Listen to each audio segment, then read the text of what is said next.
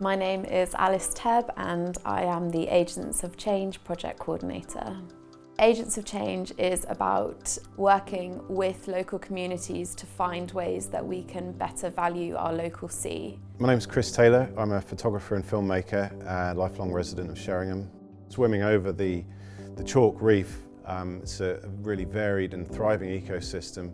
And its expanse of chalk, some of it rugged with gullies and various holes and arches. It almost feels like a safari. You never know what you're going to see, what you're going to stumble upon. It's just an exciting place to be.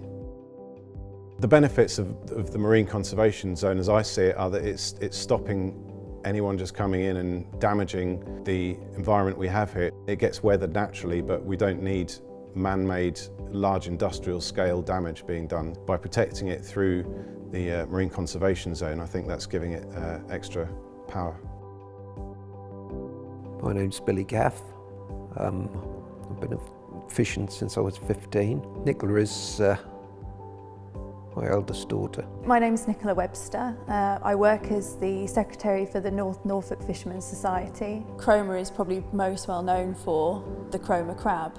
The tourism, I think that really draws people in, because you just don't see that. You don't see these boats come ashore, you don't see these, really old looking tractors and the work that goes behind it. So I think it's like a novelty to a lot of people. You can go and buy your real stuff caught here, boiled up the road, dressed up the road, sold in that fish shop.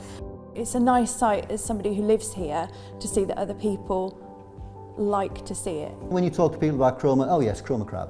When you see things in the press about Cromer, it is about Cromer crab. It does have a real link with the identity and the sense of place of the area. My name is Stephen Thompson and my occupation is Marine Science Officer with Eastern Inshore Fisheries and Conservation Authority, Eastern IFCA. The IFCAs are charged with getting a balance between conservation designations and fisheries. We have a bit of a tension sometimes between local communities and wider society, where wider society basically makes laws which local communities feel are acting upon them. We're moving into an era now where there is much more marine planning, and there are all these changes in management which everybody involved is having to adapt to.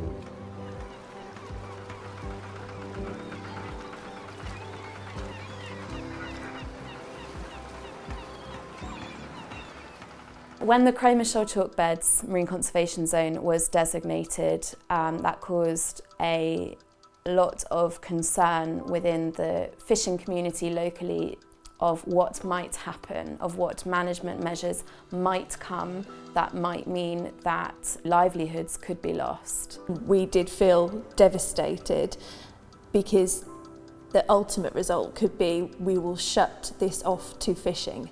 It would devastate this part of the coast. What my husband has done since he left school, he wouldn't fish anymore, and he knows to do nothing else.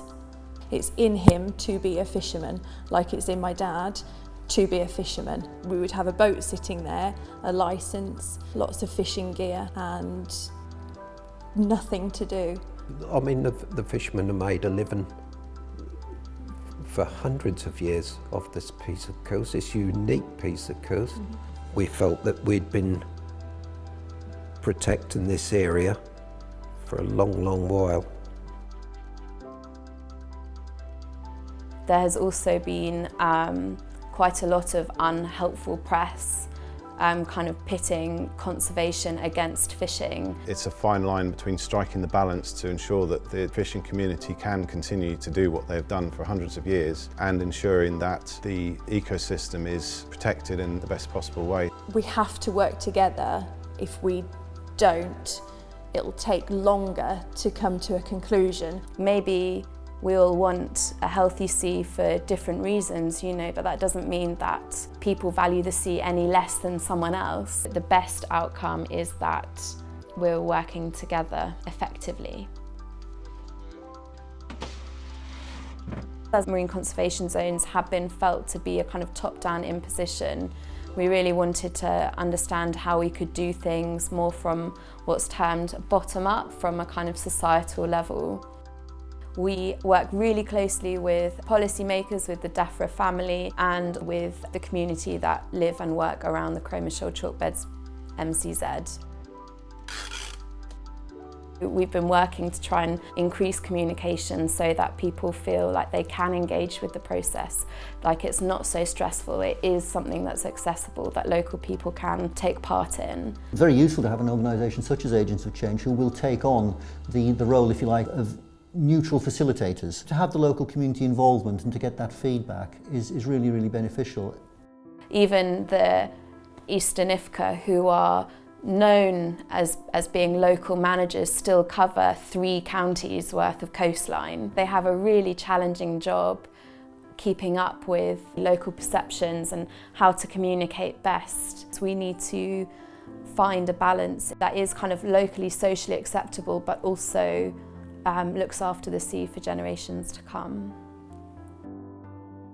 The way that we design our community meetings is really with enabling community voice to shine through. Having Agents of Change working with us means that we can bring in opinions and contributions from the whole range of the spectrum rather than it getting too polarised. When presented with the opportunity to talk in an open and in a structured way with people across the spectrum, most people start to understand what is of value and start to see the bigger picture.